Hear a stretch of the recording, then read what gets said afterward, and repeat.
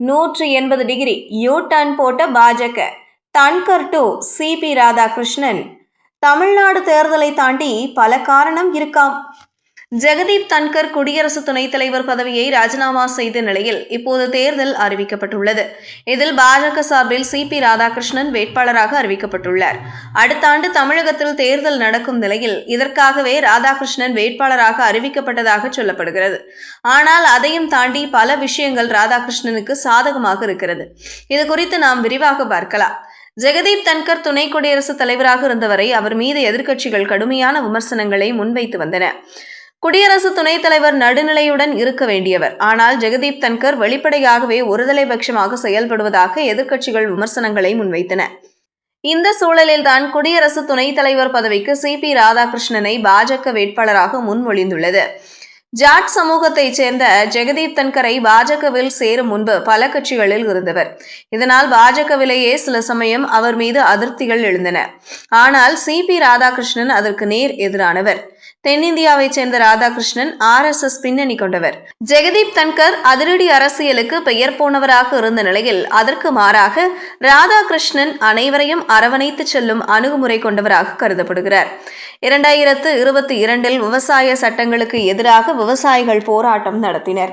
அதில் பெரும்பாலும் ஜாட் சமூகத்தினரே இருந்தனர். மோடி அரசுக்கு எதிரான இந்த போராட்டத்திற்கு நடுவேதான் அதே சமூகத்தைச் சேர்ந்த ஜெகதீப் தன்கர் தேர்வு செய்யப்பட்டார். ஜாட் விவசாயிகள் தேசிய அதிகார அமைப்பின் ஒரு பகுதி என்பதையும் எப்போதும் அவர்களுக்கு முக்கியத்துவம் இருக்கும் என்பதை வெளிப்படுத்தும் வகையில் இந்த பதவி நியமனம் இருந்தது. மறுபுறம் சிபி ராதாகிருஷ்ணனின் தேர்வு ஓபிசிகளின் நம்பிக்கையை பெற இருக்கிறது. மேலும் தென்னிந்தியாவில் கர்நாடகாவை தவிர மற்ற மாநிலங்களில் கால்பதிக்க முடியாமல் திணறுகிறது. குறிப்பாக தமிழ்நாட்டில் பாஜக தீவிரமாக முயன்றும் கட்சியை வலுப்படுத்த முடியவில்லை. அடுத்த ஆண்டு தமிழ்நாட்டில் சட்டசபை தேர்தலும் நடக்கும் சூழலில் அதை கருத்தில் கொண்டே ராதாகிருஷ்ணனை பாஜக தரப்பு வேட்பாளராக தேர்வு செய்துள்ளது. மத்திய அரசை திமுக தரப்பு மிக கடுமையாக விமர்சித்து வருகிறது. தமிழ்நாட்டிற்கு மத்திய அரசு தொடர்ந்து துரோகம் செய்து வருவதாகவும் நிதி கொடுக்க கூட மறுப்பதாகவும் திமுக தரப்பு தொடர்ந்து குற்றம் சாட்டி வருகிறது. அதற்கு செக் வைக்கும் வகையில் ராதாகிருஷ்ணனை பாஜக தேர்வு செய்துள்ளது. மகாராஷ்டிராவில் சர்ச்சைக்குரிய பொது பாதுகாப்பு மசோதாவை அங்குள்ள பாஜக கூட்டணி அரசு நிறைவேற்றி அனுப்பியது. அந்த மசோதாவுக்கு ஒப்புதல் அளிக்க வேண்டாம் என்று எதிர்க்கட்சிகள் மனு அளித்திருந்தன. வழக்கமாக ஆளும் தரப்பு நிறைவேற்றும் மசோதாக்களுக்கு ஆளுநர்கள் ஒப்புதல் தருவார்கள். ஆனால் ராதாகிருஷ்ணன் அந்த மசோதாவுக்கு ஒப்புதல் தராமலேயே இருக்கிறார். இது அவரது அனுபவத்தையே காட்டுகிறது.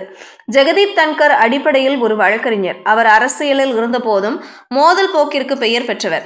மேற்கு வங்க ஆளுநராக நியமிக்கப்பட்ட பிறகும் அது தொடர்ந்தது. மம்தா பானர்ஜி அரசுடன் அவர் அடிக்கடி மோதல் போக்கையே கொண்டிருந்தார்.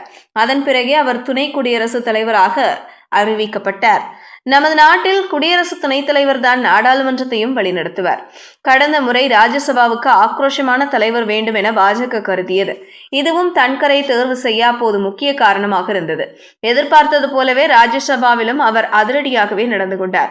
தன்கர் ஒருதலைபட்சமாக நடந்து கொள்வதாக எதிர்க்கட்சிகளும் குற்றம் சாட்டின. ஆனால் ராஜ்யசபாவுக்கு இந்த முறை சமநிலை தேவைப்படுவதையே பாஜக கருதுகிறது. இதுவும் அனுபவம் வாய்ந்த சிபி ராதாகிருஷ்ணன் தேர்வுக்கு காரணமாக இருக்கிறது. நாடாளுமன்ற சுமூகமாகவும் நடத்தவும் நிலைமைகளை சீராக்கும் ஒரு அனுபவம் கொண்ட பொறுமையான ஆளுமை தேவைப்படுகிறது. அதற்கும் சிபி ராதாகிருஷ்ணன் ஏற்ற ஒரு தலைவராக கருதப்படுகிறார். இதன் காரணமாகவே முந்தைய குடியரசு துணைத் தலைவர் வேட்பாளர்களில் இருந்து 180 டிகிரி யூ டர்ன் போட்டு இந்த முறை பாஜக வேட்பாளரை தேர்வு செய்திருக்கிறது.